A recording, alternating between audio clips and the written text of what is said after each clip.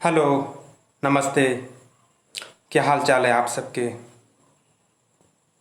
सब ठीक चल रहा है? चलिए एक बार फिर से स्वागत करते हैं आज के परसेंटेज का जो चैप्टर हम लोग का चल रहा है उसमें से टाइप 4 में। इसमें ज़्यादा क्वेश्चन तो नहीं लेके आए हैं, बट जो भी जब इसमें क्या बोलते हैं, कोई भी चीज़ में, कोई भी आर्टिकल में जब इसका रेट घटता बढ़ता है तो कोई इंसान जो है अपना कंज्यूम को घटा देता है या फिर बढ़ा देता है। तो इस टाइप का क्वेश्चन तो देखे हुए थे, बट इसमें देखेंगे थोड़ा सा कि रेट बढ़ने से पहले कोई इंसान कितना खरीद पाता था और रेट मतलब बढ़ जाने के बाद वो कितना खरीद पा रहा है, या फिर रेट घटने के बाद वो कितना खरीद पा रहा है। तो कुछ इस टाइप के क्वेश्चन 7-8 क्वेश्चन लेके आए हैं। तो इसमें ज़्यादा क्वेश्चन करना भी टाइम वेस्ट है, तो जितने टाइप के बनते हैं क्वेश्चन वो हम आप लोगों के लिए लेके आए हैं। तो आप लोग इसे पूरा देखें और साथ में करने का कोशिश करें। तो चलिए हम लोग आगे बढ़ते हैं बिना किसी देरी के, और आप लोग के सामने हम क्वेश्चन लेके आ रहे हैं। और क्वेश्चन कुछ इस टाइप से है।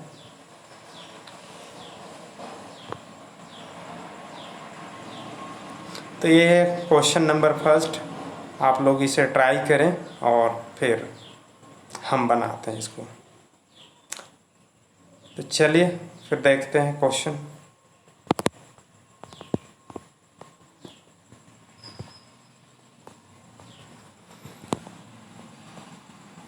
क्वेश्चन यहाँ पे पूछा गया है कि सेब की कीमत में 20% की कमी होने पर एक व्यक्ति को 54 में 10 अधिक सेब खरीदने के लिए सक्षम हो जाता है। प्रति दर्जन सेब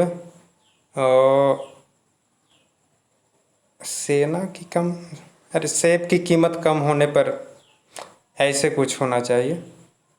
अच्छा, इंग्लिश में देखिए ना, the reduced price of apple per dozen is.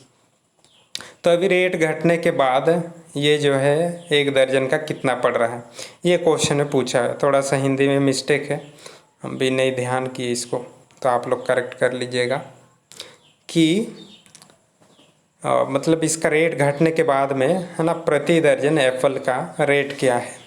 तो चलिए देखते हैं हम लोग क्वेश्चन। ये 54 रुपया इसके पास था पहले, लेकिन अब इसके रेट में 20% का कमी हो रहा है तो 10 अधिक खरीद पा रहा है। तो 54 का 20% कितना हो जाएगा? 10% होता है 5.4, तो 20% हो जाएगा 5.4 इंटू 2, तो ये हो जाएगा 10.8। 20% ये बनेगा 10.8। तो ये 10.8 में ये कोई आदमी जो है 10 सेब अधिक खरीद रहा है। तो यहाँ पे तो 10 सेब का पड़ रहा है, यहाँ पे 10.8, तो हमको एक दर्जन का निकालना है। तो हम करेंगे 10.8, ये 10 का है तो हमको निकालना है 12 का। ठीक है, तो यहाँ से पॉइंट हटाएंगे तो ये यहाँ पे 0 बनेगा, और 12×8 = 96, और 12×1 = 12, तो यहाँ पे बन रहा है 12.96। तो यहाँ पे जो है एप्पल के प्राइस में कमी आने पर एक दर्जन का 12.96 इतना रुपया लग रहा है, जो कि ऑप्शन नंबर सेकंड में। आशा करते हैं ये क्वेश्चन आपको समझ में आ गया होगा। तो चलिए हम लोग आगे बढ़ते हैं। क्वेश्चन नंबर ये देखिए,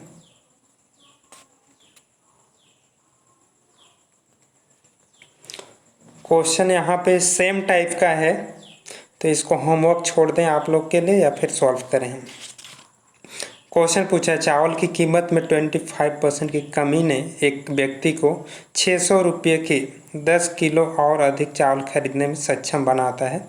चावल का घटा हुआ कीमत क्या है? तो 600 का 25% कितना हो जाएगा? 1/4, तो ये बनेगा 150। मतलब 150 रुपीज़ में ये जो है 10 केजी खरीद रहा है, तो 1 केजी का कितना 15 रुपये हो जाएगा। 1 केजी का 15 रुपये हो जाएगा, यही तो पूछा हुआ है यहाँ पे। तो बिल्कुल आसान सा क्वेश्चन। चलिए हम लोग आगे बढ़ते हैं। ये वाला क्वेश्चन देखें आप लोग।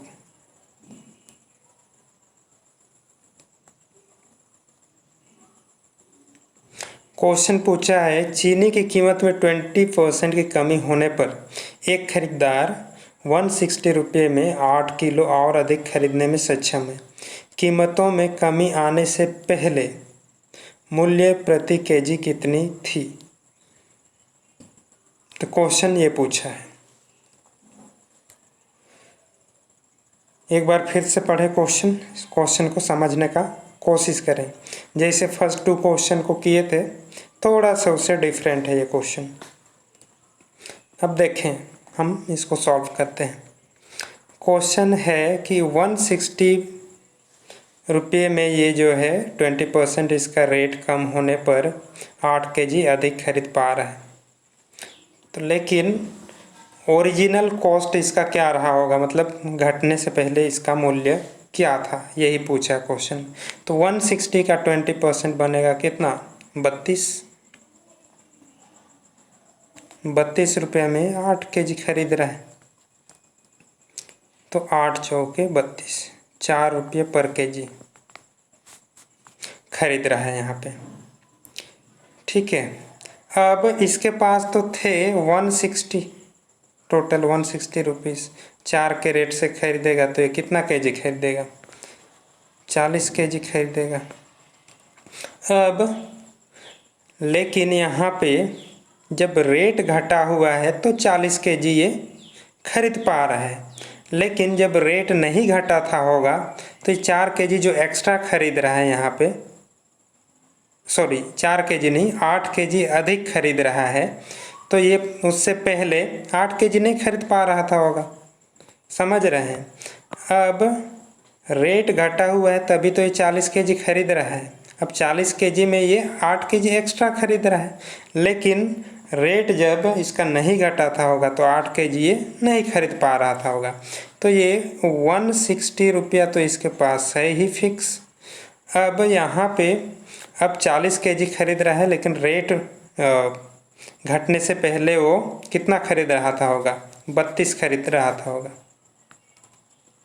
अर्थात 40 में हम 8 घटाए तो यही ना 32 है।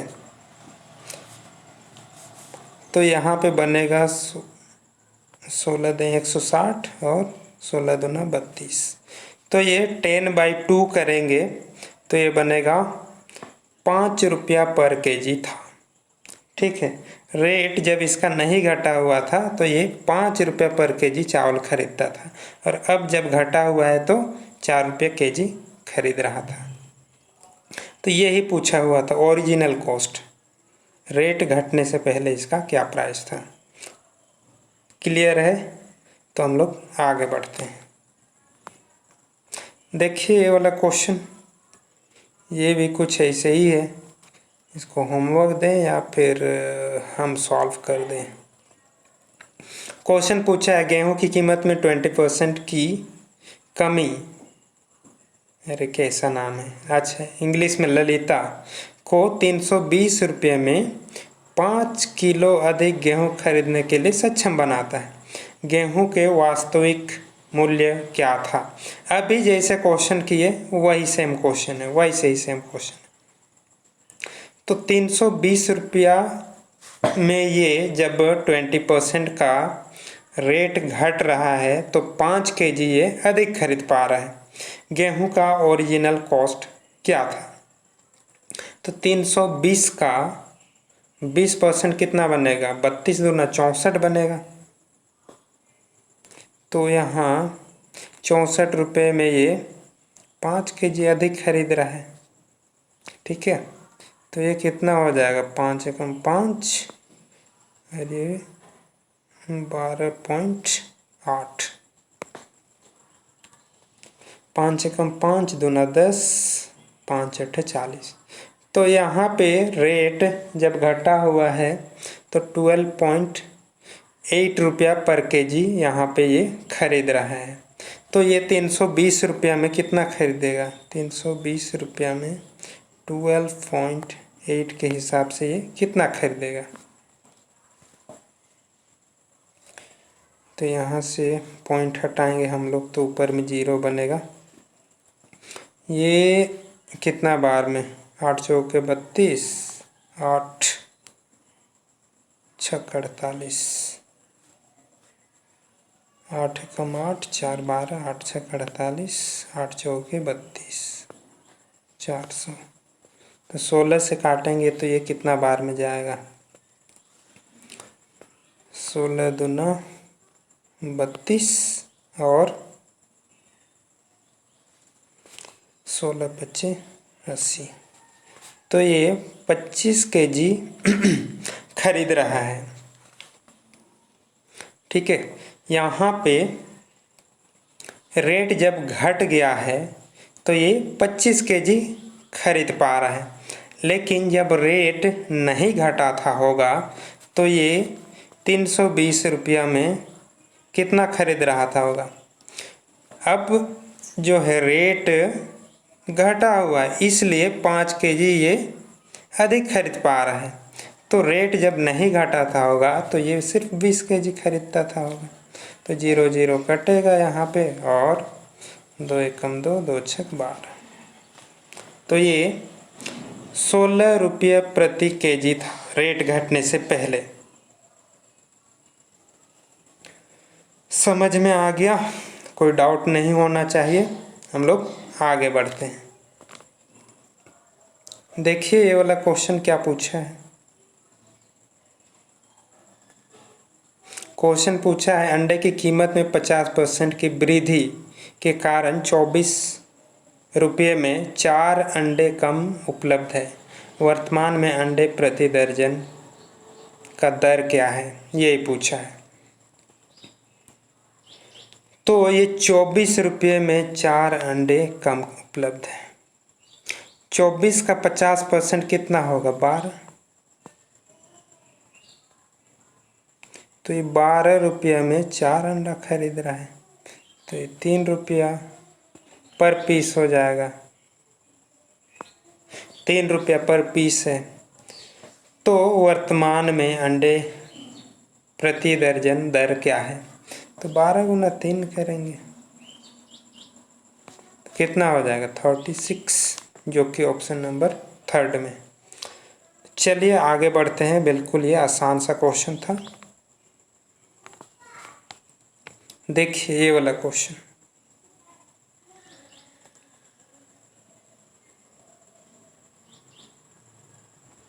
क्वेश्चन पूछा है यदि चीनी की कीमत 20% बढ़ जाती है तो 50 रुपये में कोई 2 किलो कम खरीद पाता है। मूल्य वृद्धि से पहले खरीदा जा सकने वाला चीनी का मात्रा क्या है?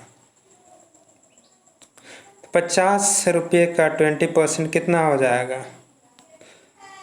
0 0 कट जाएगा, 10 रुपया होगा। अब 10 रुपये में 2 किलो कम खरीद रहा है तो इसका रेट कितना हो जाएगा? 5 रुपये हो जाएगा। 5 रुपये केजी खरीद रहा है ये कब? जब ये इसका कीमत बढ़ गया है तब।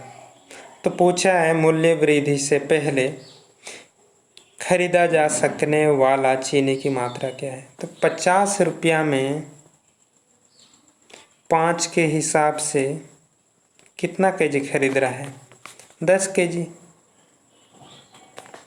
10 केजी खरीद रहा है, लेकिन यहाँ पे पूछा है कि वृद्धि से पहले खरीदा जा सकने वाला चीनी की मात्रा क्या है। तो यहाँ पे क्या बोल रहा है? जब रेट बढ़ गया है तो 2 केजी ये कम खरीद पा रहा है।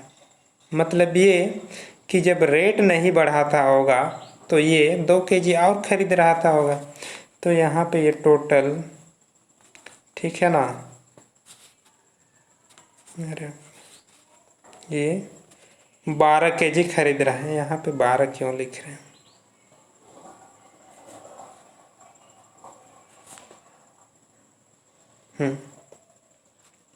तो यहाँ पे 10 + 2 12 केजी ये पहले खरीदता था।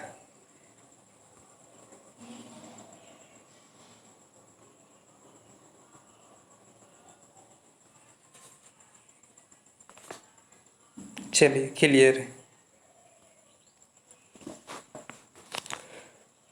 कोई डाउट है? दोबारा से देखें, कुछ भी डाउट नहीं बचना चाहिए। अरे बिल्कुल आसान सा क्वेश्चन है, बेसिक क्वेश्चन है ये सब, कोई भी गड़बड़ नहीं होना है।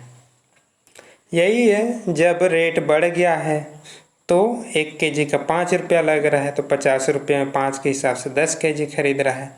लेकिन जब रेट नहीं बढ़ाता होगा तो 2 केजी ये ज़्यादा खरीदता था, क्योंकि यहाँ पे मेंशन किया है रेट बढ़ने से ये 2 केजी कम खरीद पाता है।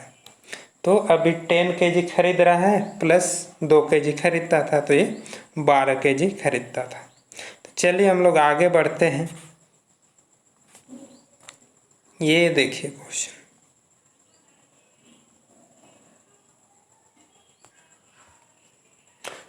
क्वेश्चन ये पूछा है, चीनी की कीमत 20% तक बढ़ जाती है, चीनी की खपत कितना कम होना चाहिए ताकि ब्याज बदल नहीं सके। तो ऐसे टाइप का क्वेश्चन हम पहले करा चुके हैं और इसको एक्चुअल में हम होमवर्क के रूप में रखे थे। तो देखते हैं कितनों से बनता है, नहीं बनता है, आप लोग कमेंट करें। बिल्कुल आसान सा क्वेश्चन है, नहीं बनेगा तो हम इसको सॉल्व करा देंगे। तो चलिए आज का लेक्चर को यहीं पे एंड करते हैं और ये आशा करते हैं कि आप लोग को ये सारा क्वेश्चन समझ में आ गया होगा। जब भी एग्ज़ाम में आए तो बिल्कुल इसको चुटकी भर में सॉल्व हो जाना चाहिए। चलिए ठीक है, आप सबों को थैंक यू पेशेंसली ये लेक्चर देखने के लिए।